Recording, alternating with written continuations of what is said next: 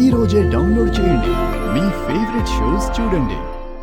Kathmandu, Paris, Rome, Sri Lanka కూడా ఒక ఆప్షనే. And ఇది చూడు, స్విట్జర్లాండ్.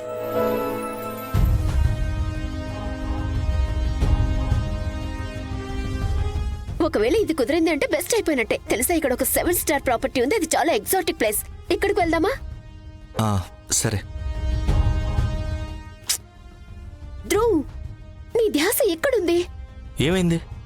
నీకు తెలుసా, నువ్వు ఏ ప్రాపర్టీకి అయితే సరే అన్నావో అది ఎంత ఎక్స్పెన్సివో? ఎంత? 7 lakhs. ఏంటి, 7 lakhs? ధ్రువ్, నువ్వు ఎందుకు ఇంత టెన్షన్ పడుతున్నావు? ఉన్నతి, ఐఎమ్ సో సారీ. యాక్చువల్లీ ఇంటికి కొంతమంది గుండాలు వచ్చారు. వాళ్ళు బెదిరించారు కదా, అప్పటి నుంచి నాకు చాలా కంగారుగా ఉంది. ధ్రువ్, నువ్వు ఇప్పుడు వేరే వాళ్ళ ప్రాబ్లమ్స్ కారణంగా నువ్వు నిన్ను టెన్షన్ పెట్టుకుంటావా ఏంటి? అండ్ అసలైనా ఈ ప్రాబ్లం చిన్నమామయ్య గారిది కదా, then let him deal with it. నువ్వు జస్ట్ అందరికంటే ఏది ఇంపార్టెంట్ దాని మీద దృష్టి పెట్టు. అండ్ అది నేనే. అవును, నువ్వు చాలా కరెక్ట్గా చెప్పావు. మనం మన బేబీ మూన్ మీద ఫోకస్ చేయడం మంచిది. బట్ ఆ 7 lakhs ఉన్న ఆ రూమ్ ఉంది కదా, కొంచెం ఎక్స్పెన్సివ్ అనిపించట్లేదా? అది అవాయిడ్ చేయొచ్చా? పద.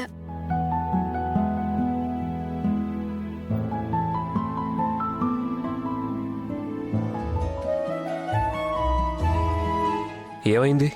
మీరిప్పుడు నా కోసం ఏం చేయించారు? ఎందుకు ఈ ఫుడ్స్ ఏమైనా ప్రాబ్లంగా ఉందా నీకు? ఇది నెయ్యితో కాల్చిన పెసరట్టు, చాలా లైట్ అండ్ హెల్తీ. మీకు ఏమనిపిస్తుంది? నేను మరీ అంత సిక్కున్నానా? ఇలాంటి ఫుడ్ నన్ను తినమని చెప్తున్నారు. నేను ఎక్కడో చదివాను, ఒకవేళ నువ్వు యుద్ధంలో ఓడిపోయావని నీకు తెలిసినప్పుడు నువ్వు ఇంకా అసలు యుద్ధమే చేయకూడదు. సో నీ ఆయుధాన్ని పక్కన పడేసి పూర్తిగా నయం అయ్యేంత వరకు ఇలాంటివే తింటూ ఉండాలి. నాకు ఇంకా ఎంత నయం అవ్వాలి? మీరు ఒక పని చేయండి, డాక్టర్కి ఫోన్ చేయండి అండ్ అవిని అడగండి, నాలాంటి ఒక మంచి అమాయకురాల్ని ఇలా టార్చర్ పెట్టడం భావ్యమేనా అని. డాక్టర్ పడుకొని ఉంటారు. కానీ నాకు నిద్ర పట్టాలి అంటే నేను ముందు ఆ బండి మీద వేసే బ్రెడ్ పకోడీ తినాలి, అది కూడా కారకారమైన చట్నీలో ఉంచుకొని. ముందు నువ్వు కూర్చో. ఎందుకు? మీరేం చేస్తున్నారు?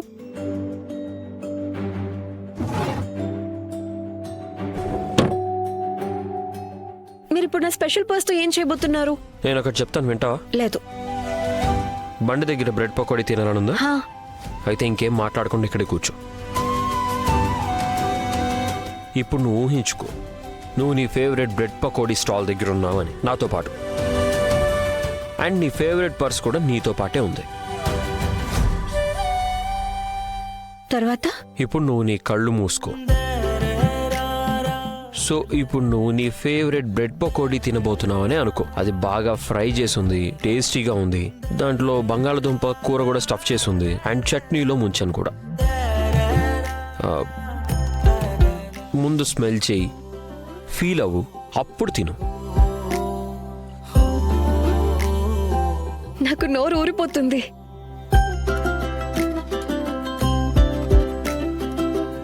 నీకు తెలీదు రేఖ, నువ్వు ఊపిరి తీసుకోకుండా ఉన్న ఆ క్షణం నాకు ఎలా అనిపించిందో. ఎలా ఉంది? చాలా టేస్టీగా ఉంది. గుడ్. ఇప్పుడు నేను ఇంకో బైట్ తినిపించబోతున్నాను, ఈసారి పుదీనా చట్నీతో. ఓకే?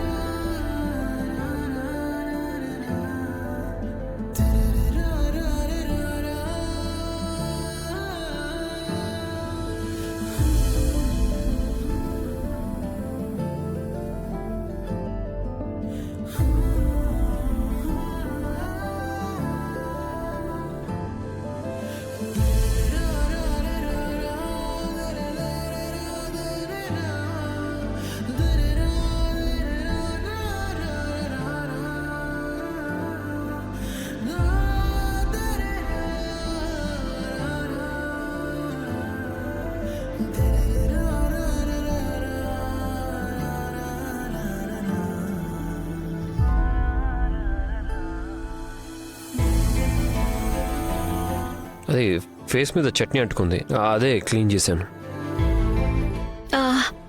నాకు నాకు చాలా ఉక్క పోస్తుంది. కానీ నేను ఏసీ మాత్రం ఆన్ చేయను. ఏంటి? నువ్వు రాత్రంతా నీళ్ళల్లో ఉన్నావు, మర్చిపోయావా ఏంటి? కానీ మీకు ఏసీ లేకపోతే నిద్ర పట్టదు కదా. ఏం పర్వాలేదు, నేను అడ్జస్ట్ అవుతాను. కానీ నో అంటే నో. మీకు తెలుసు కదా నాకు ఎవరి మాట ఎవరంటే నచ్చదు అని. కానీ నీకు తెలుసు కదా నాకు అందరితో నా పని ఎలా చేయించుకోవాలో బాగా తెలుసు.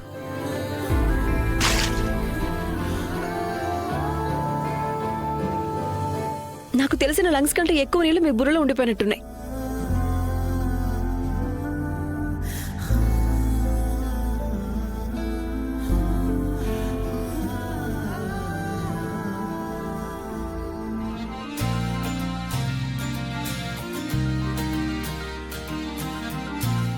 సార్ ఓకే సార్ తప్పకుండా సార్. అది ఇలా పెడితే బాగుంటుంది. అలాగే సార్, ట్రై చేయండి, చాలా బాగుంది. పైకి చేయనా? ఓకే సార్, అక్కడే ఇదైతే చేసాను. బాగుంటుంది. అలాగే sir, okay okay done, done. అబ్బబ్బబ్బబ్బా, ఏం జరుగుతుంది ఇంట్లో? ఎందుకింత గోలగోలుగా ఉంది? ఆ? ఎవరు మీరు? ఎవరమ్మన్నారు మిమ్మల్ని? అరే ఇవన్నీ తీయండి, పైపులు గీపులు. పిన్ని గారు చూడండి, రాఘవ్ మొత్తం ప్లంబర్ల టీం ని పిలిపించేశారు ఇంటికి. ఇంట్లో ఉన్న వాటర్ కనెక్షన్స్ అన్ని చేంజ్ చేయించడానికి. అరే రాఘవ, ఇది అసలు ఏంటి ఏంటి అసలు ఏం జరుగుతుందానా? సమాధానం చెప్పండి. అత్తయ్య, నిన్న రేఖకి చాలా పెద్ద యాక్సిడెంట్ జరిగింది. అది మళ్ళీ రేఖకే కాదు, మన ఏ ఫ్యామిలీ మెంబర్కి రిపీట్ కాకూడదు. అందుకే ఇంటి ప్లంబింగ్ మొత్తం చేంజ్ చేయిస్తున్నాను. అండ్ ఇది ఒకటే కాదు, రేపు ఎలక్ట్రీషియన్స్ టీం మొత్తం వస్తుంది, ఇంట్లో మొత్తం వైరింగ్ కూడా చేంజ్ చేస్తారు. అయినా మనం ఇలాంటి విషయాలను అసలు లైట్గా తీసుకోకూడదు, బాగా జాగ్రత్తగా ఉండాలి. చూస్తున్నావా శైలజ, రాఘవ్ తన భార్య గురించి ఎంత కేర్ తీసుకుంటున్నాడా? నాకైతే చాలా భయంగా ఉంది. వీణ్ణి చూసి ఇంట్లో మిగిలిన ఆడవాళ్లు వాళ్ళ భర్తల నుంచి కూడా ఇలాంటివే ఎక్స్పెక్ట్ చేస్తారేమో.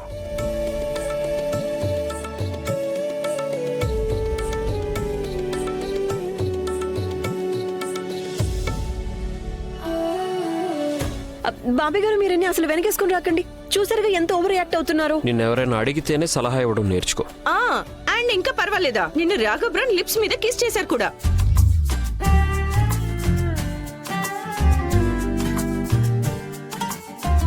అసలు మీరేం మాట్లాడుతున్నారు?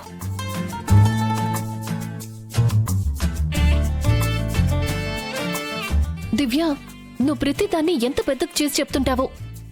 రాఘవన్నయ్య ఏం చేసినా రేఖని కాపాడ్డానికే చేశారు. అండ్ దాన్ని సిపిఆర్ అంటారు. వాట్ ఎవర్, లిప్స్ అయితే టచ్ అయ్యాయిగా.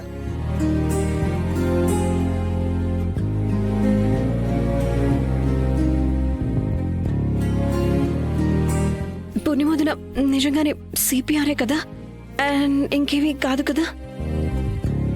మీరు లేకపోతే ఇంట్లో నేను ఏమైపోతాను ఏంటో. అత్తయ్య, నేను సైట్కి వెళ్తున్నాను, లేట్ అయిపోతుంది. అండ్ మేక్ షూర్ తను 3 సార్లు స్టీమ్ తీసుకోవాలి. పిన్ని గారు, డాక్టర్ గారు ఏమీ చెప్పలేదు. డాక్టర్ నీకు చెప్పారా నాకు చెప్పారా? నేను బానే ఉన్నాను రాఘవ్. నీ ఒంట్లో బాలేదు. నేను బానే ఉన్నాను. నేను ఎలా చెప్తున్నానో అలాగే చెప్పు. అరే ఇంకా చాలా ఆపండి ఇద్దరు. రాఘవ, నువ్వు రేఖతో ఇలా మాట్లాడితే నేను ఊరుకోను. థ్యాంక్ యూ పిన్ని గారు.